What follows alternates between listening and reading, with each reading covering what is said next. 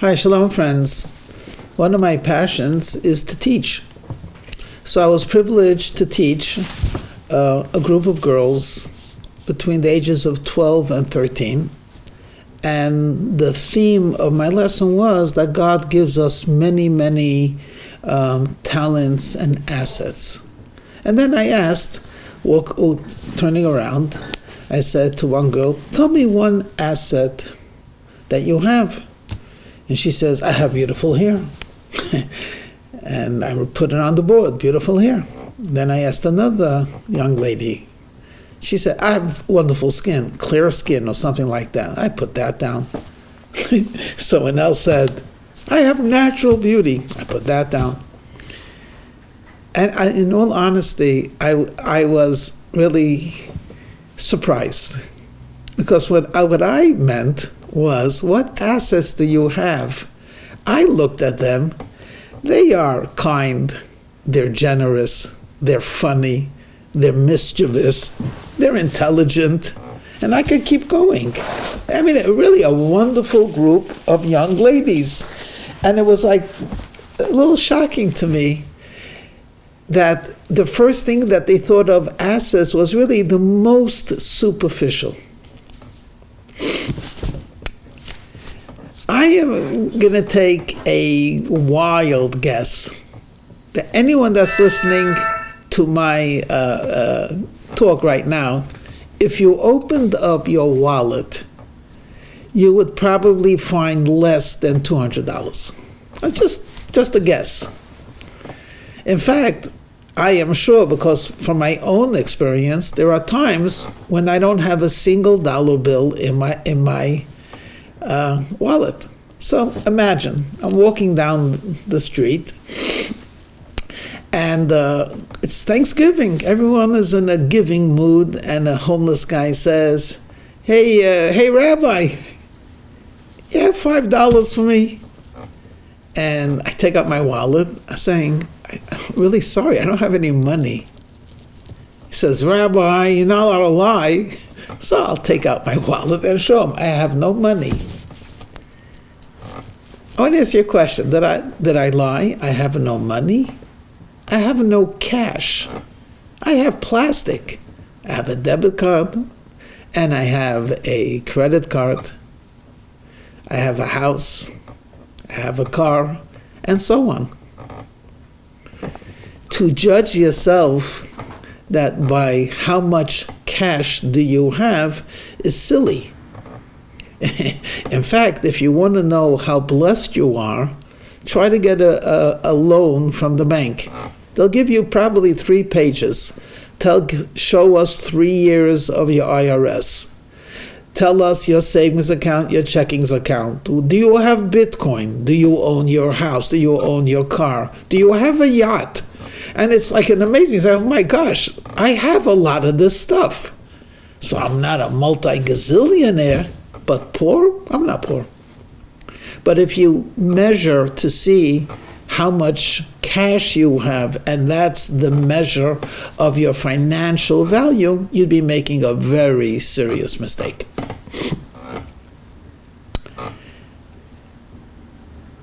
We don't always use our assets because many times we don't know and we're not aware that we have them.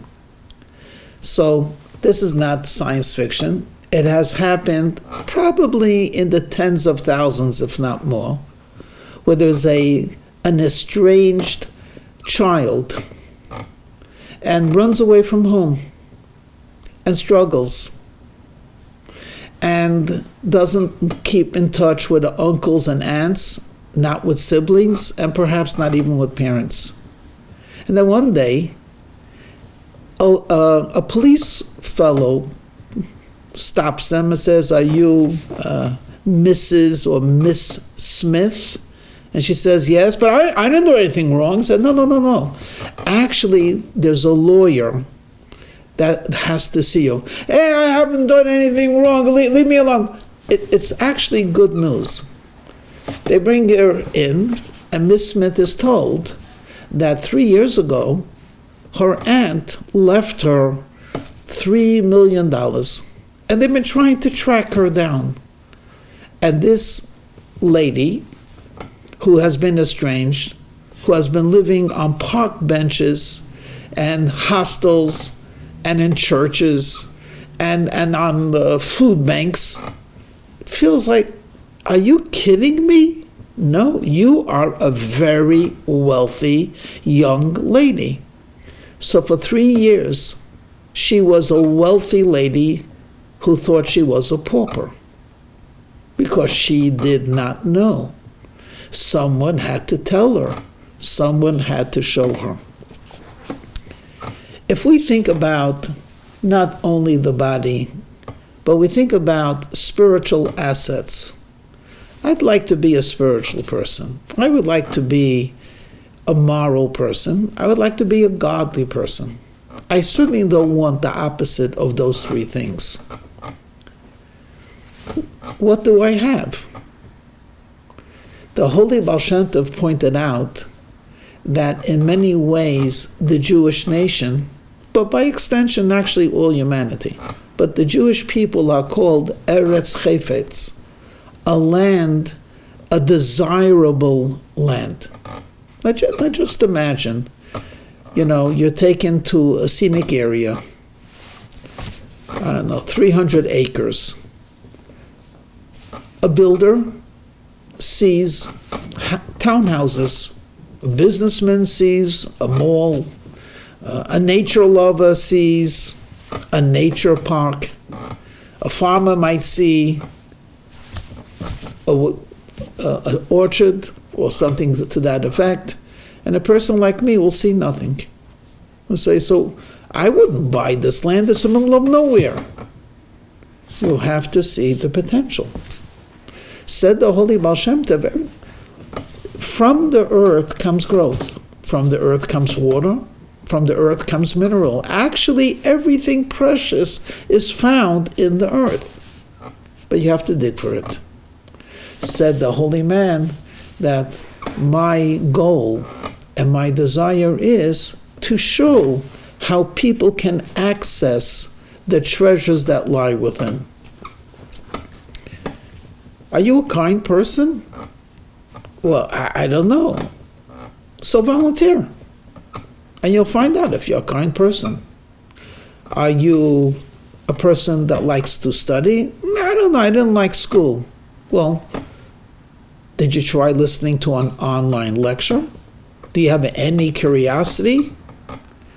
It's as if we look at the mirror, we see beautiful hair, and we don't realize we have a beautiful mind, and we have a beautiful heart.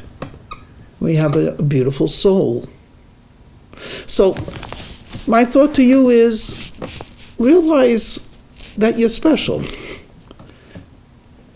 In fact, this is a little bit harsh, but one of the great rabbis of Israel, he was teaching his student, and it was very intense. So the rabbi said, let's open up the window and take a breath or two. So they stood by the window, and the rabbi saw one of his congregants, and he said to the student, do you see what I see? He said, yeah, that's a barrel. The rabbi gave a deep sigh. He said, I see a tombstone. He said, what are you talking? He's going to die? He said, no. I see a tombstone because he has such wonderful qualities. He could be a leader. He could be an intellectual. He could be a creator. And he's just passive. It's like all of those talents are buried within him. Could you imagine? Here lies the potential Einstein. Here lies a person that could have found the cure for cancer. Here lies the man, the women who could have created beautiful music. Could have, should have.